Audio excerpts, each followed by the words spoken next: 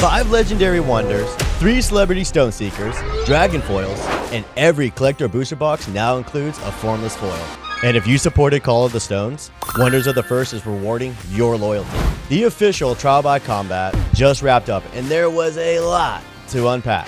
Some announcements are huge for the collectors, some are huge for the competitive player in us, and some are just incredibly cool. So instead of making you sit through the entire live stream, I'm breaking down every major reveal, sharing some developer insights, and for what it's worth, giving you my thoughts along the way.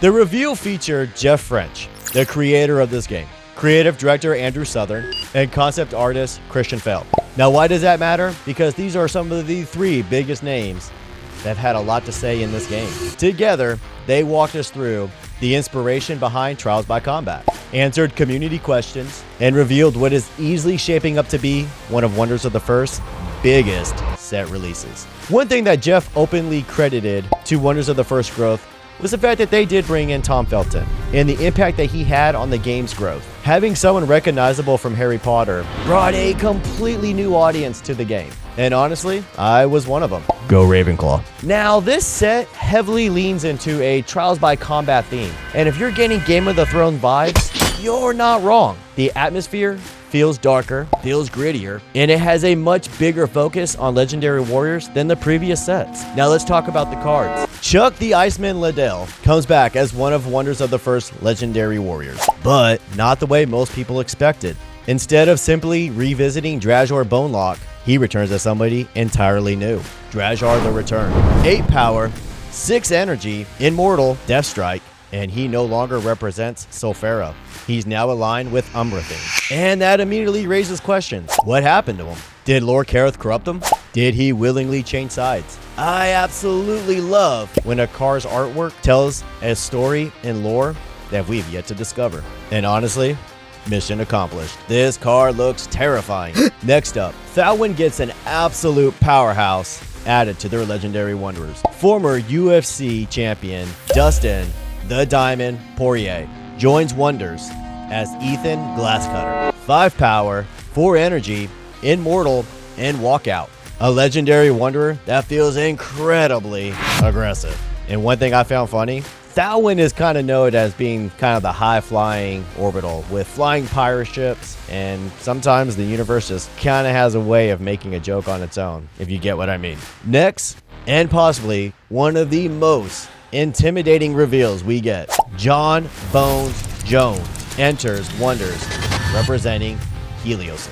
8 power, 5 energy, immortal, finisher. Christian Fell confessed that he thought John Jones was one of the greatest UFC fighters ever, hence is why he decided to create his legs of metal. He looks exactly like the kind of card that you would expect to beat you in a spectacular fashion. Then came one of Jeff French's favorite fighters, the real deal, Evander Holyfield, joining Patria as Corbin Evertrue. With 5 power, 5 energy, immortal, finisher, and now hear me out. Personally, I think the card should be missing a corner.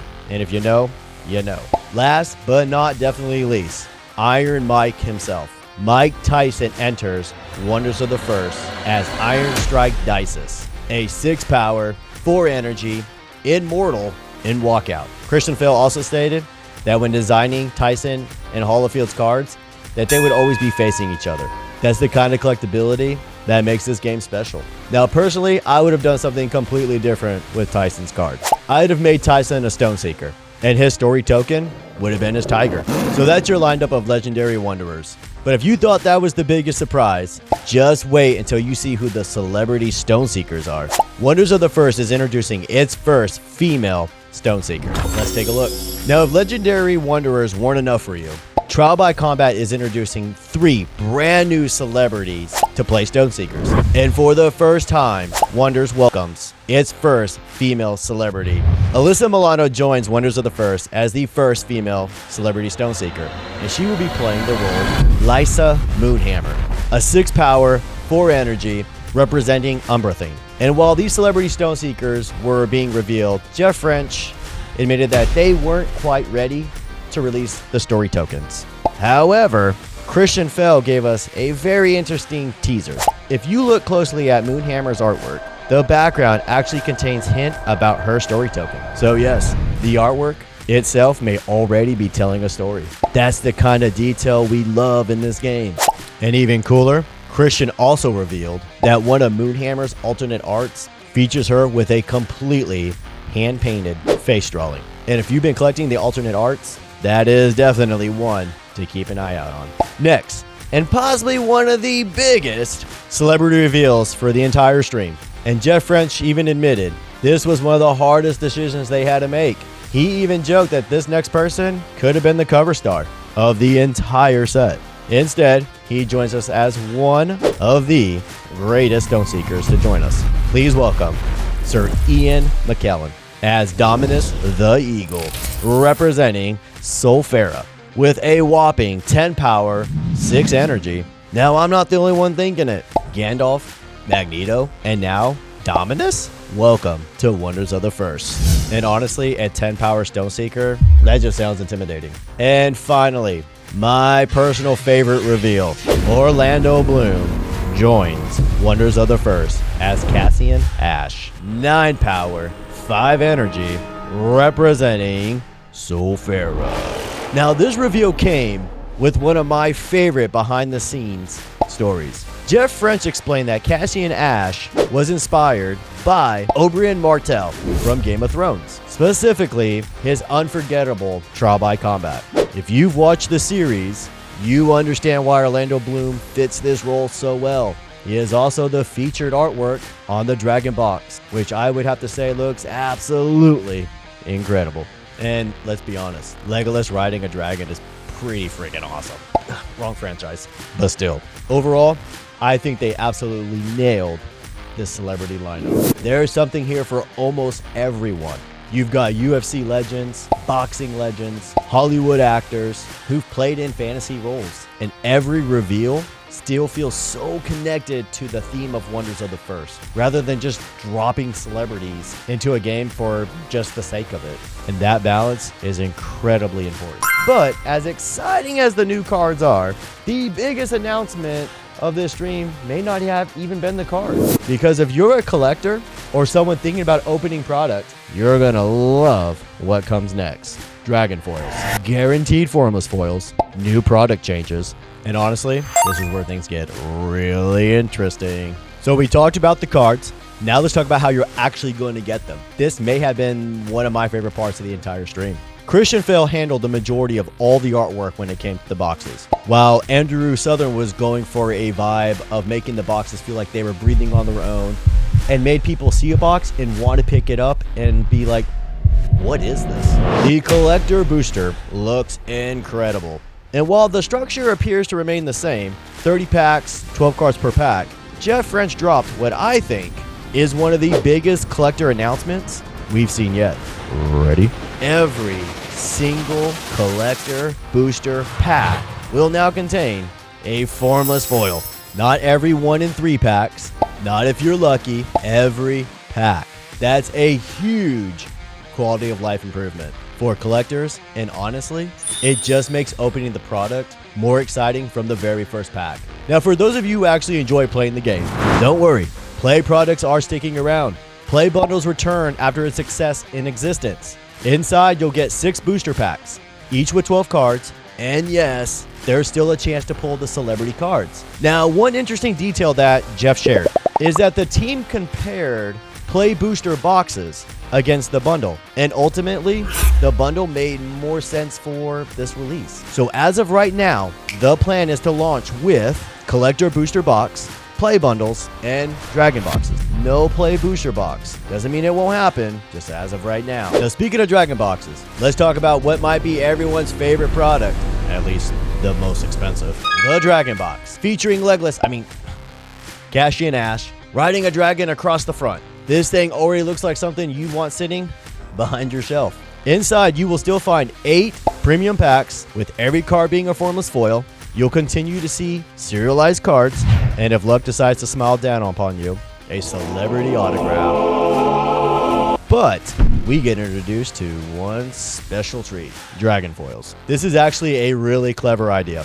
Jeff explained that he wanted to increase the amount of premium product available without watering it down. And that, quite honestly, is a really tough balancing act. And Dragonfoils were his answer. Here's the easiest way to think about it. Current OCM mythics are 1 through 10.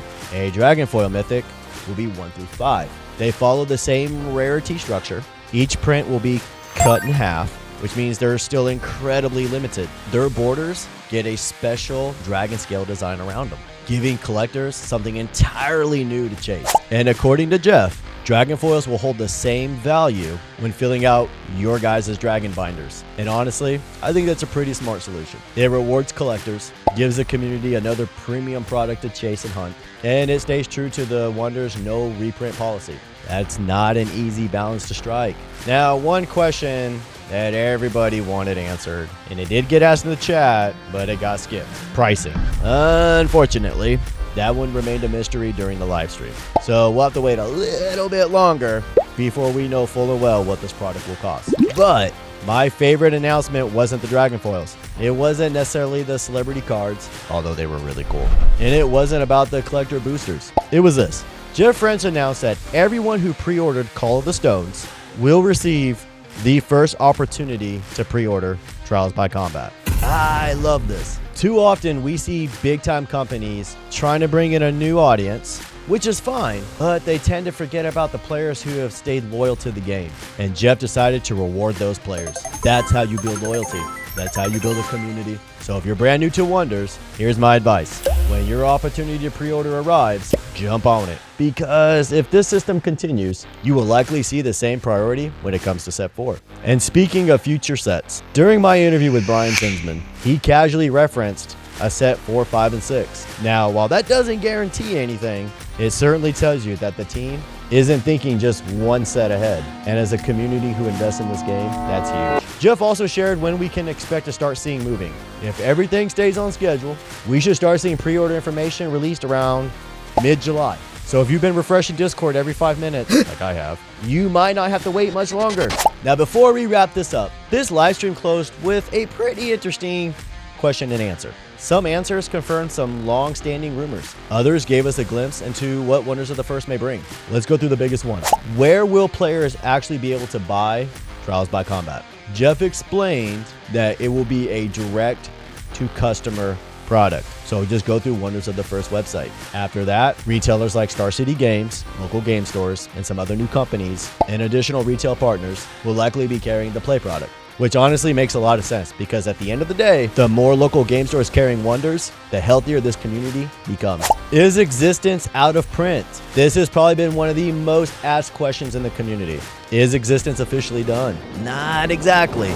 Jeff explained that existence is not currently on the printing press, but he also made it clear the door isn't closed. They are discussing potentially doing another print of the existence Play product. However, collector is closed. Nothing has been finalized when it comes to the Play product. When do pre-orders for Trial by Combat start? Right now, the target was for mid-August. But remember, these pre-order invitations will go out to everybody who pre-ordered Call of the Stones first. And again, I really like that approach. Reward the players who help build the community. TCG player. Now, if you're a Magic the Gathering player or a Pokemon player, you know what TCG player is. And apparently, so does Jeff French. Jeff didn't hold back. It's a Kickstarter hot take. TCG player needs to get its act together. He shared that he doesn't think that Wonders belonged on there because it would actually probably hurt Wonders. Now, whether you agree or disagree, it's always interesting hearing the creators' views on the health of the game. Now, if you're planning on attending major events, mark these dates down. October 16th through the 18th, the Shattering takes place in Columbia, South Carolina. Then, on January 8th through the 10th, you're getting the World Championship in Columbia, South Carolina. Jeff had mentioned that they originally thought of doing the World Championship earlier, like in November, but he wanted the players the opportunity to get the new cards, learn how they play, and build their collections. And I think that's the right call. So, what do I think personally? I think Trial by Combat has the potential to be Wonders of the First biggest sets ever released. The celebrity lineup feels incredibly powerful. Dragonfoils introduced a brand new feel to the game and something new to chase. Collector boosters became increasingly more interesting. And perhaps more importantly, the team continues to reward those who have supported the game from the very beginning. That's how you continue to grow a community, because they will continue to introduce new players to this game. Not just through amazing cards, but by making the players feel like they matter. And if you've been sitting on the sidelines wondering, is this game worth paying attention to? I honestly think that Trial by Combat is going to be one of the best spots to jump in at. Now I want to hear from you. Which legendary wanderer are you chasing first? Which celebrity reveal surprised you the most? What are your thoughts on Dragonflight? Yes. Let's talk about it down in the comments. And if this breakdown saved you from watching an hour-and-a-half live stream, consider hitting that like button. And if you're new here, I'd love for you to join the Visage Roulette community, where we do tournament coverage, interviews, store spotlights, and we're documenting this game's journey every step of the way. Thank you all so much for watching. And remember, every story begins with a roll. And I'll see you on the other side.